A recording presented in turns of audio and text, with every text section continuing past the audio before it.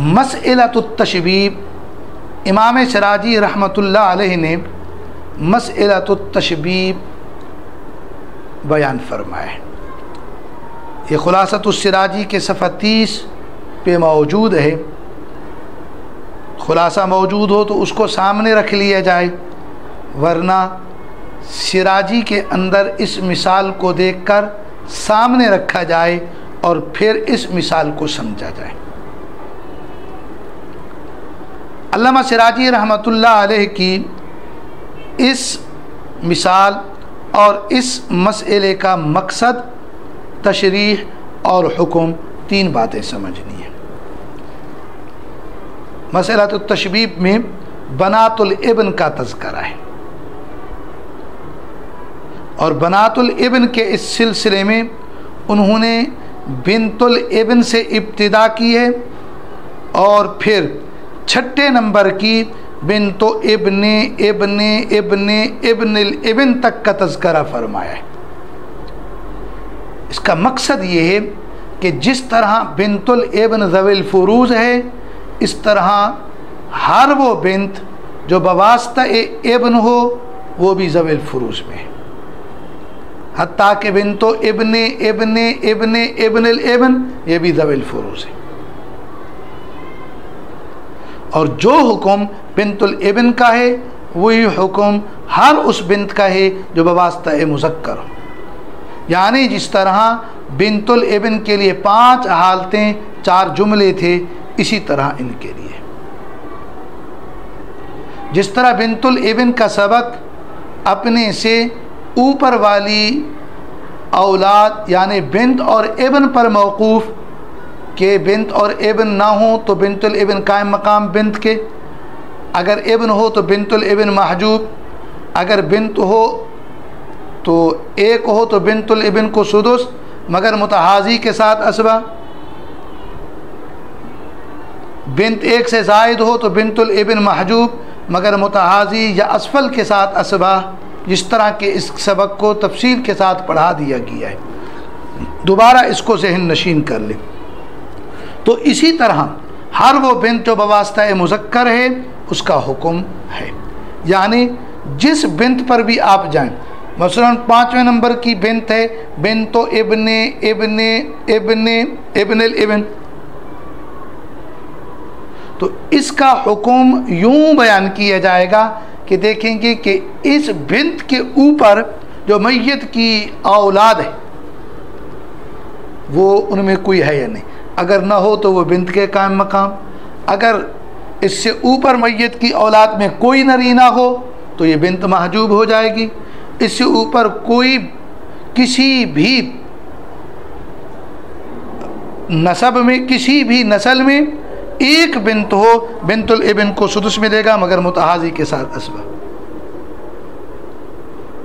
اس سے اوپر میت کے کسی بھی بطن میں بنت 1 سے زائد ہو، پہلے میں دوسرے میں، 1 پہلے میں دوسری دوسرے میں، 1 سے زائد بنات اوپر مل جائیں تو پھر بنت الابن محجوب مگر متحاضی یا اسفل کے ساتھ اسبہ۔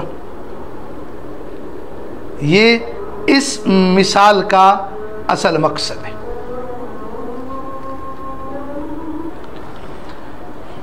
اس مسئلۃ التشبیب کی تشریح سمجھنے کے لیے 2 تمہیدیں، 2 مقدمات پہلے ذہن میں رکھ لیں۔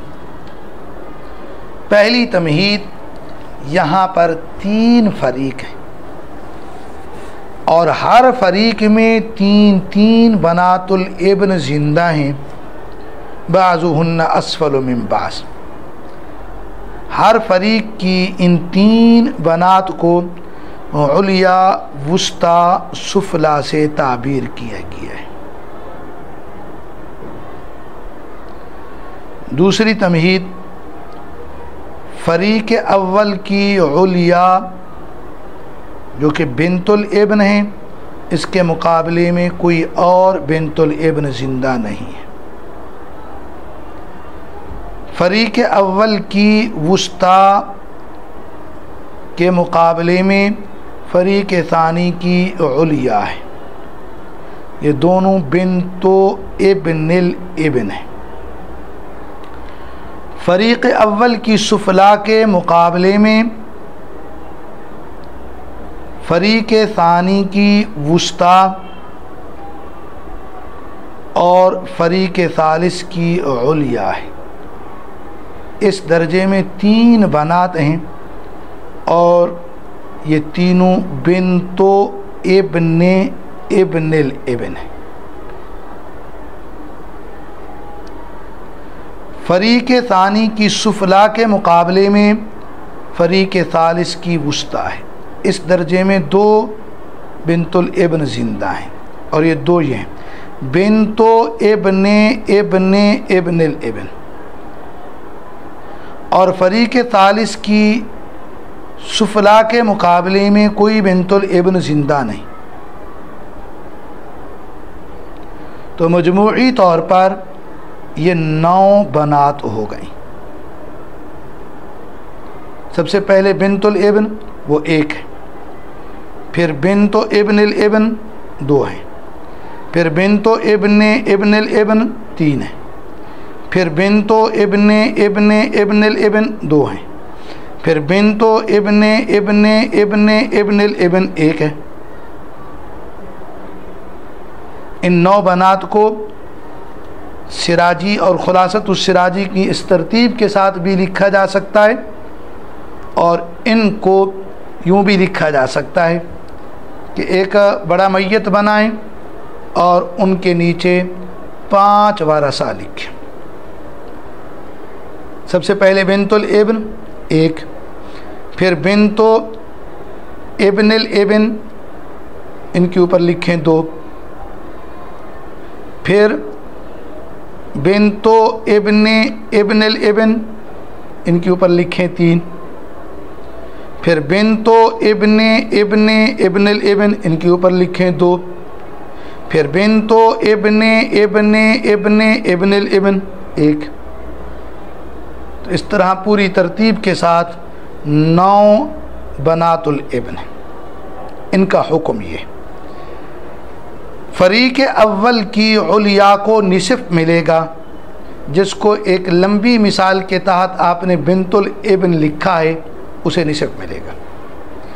فریق اول کی وسطی اور فریق ثانی کی علیا دونوں کو اکٹھے سدس ملے گا۔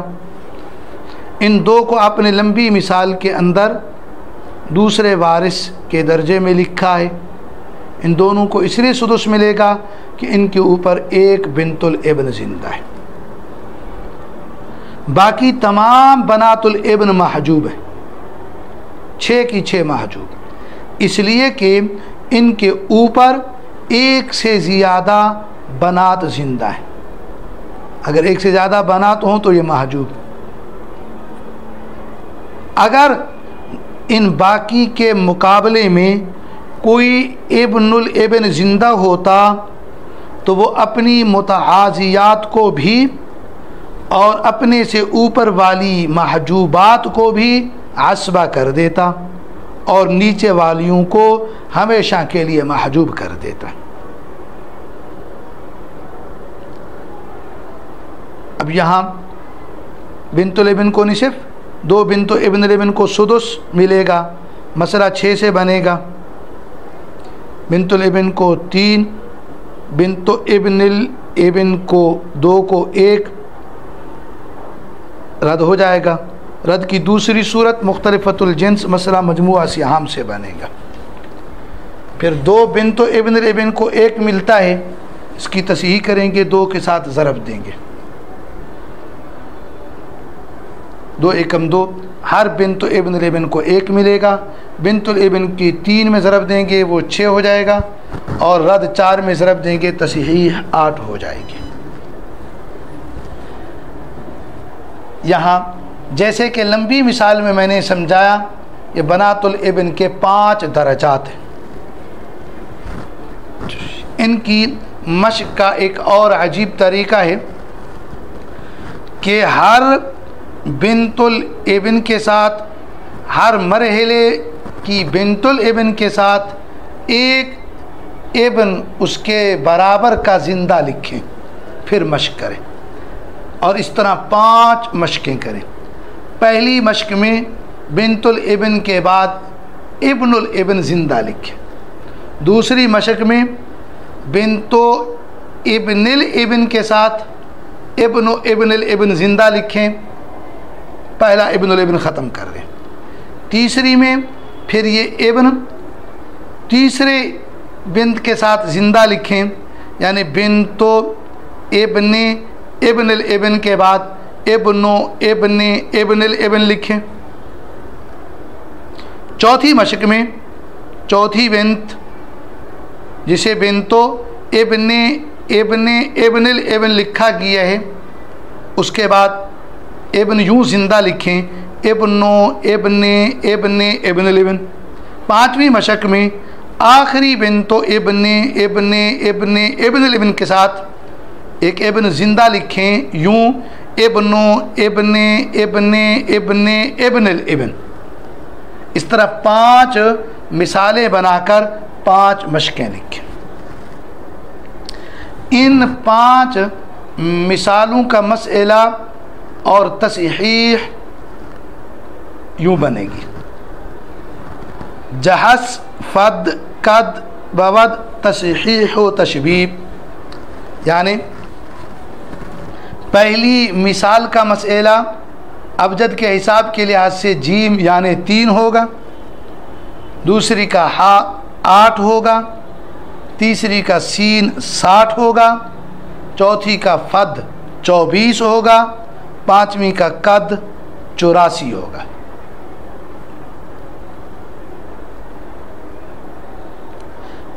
फद और कद, चौथी फद का 84 और पाँचवीं मिसाल का कद 24 होगा। पहले बरअक्स कह दिया था। तो दूसरे बाब के लताइफ फ़वाइद और दूसरे मसाइल अल्हम्दुलिल्लाह मुकम्मल हो गए हैं।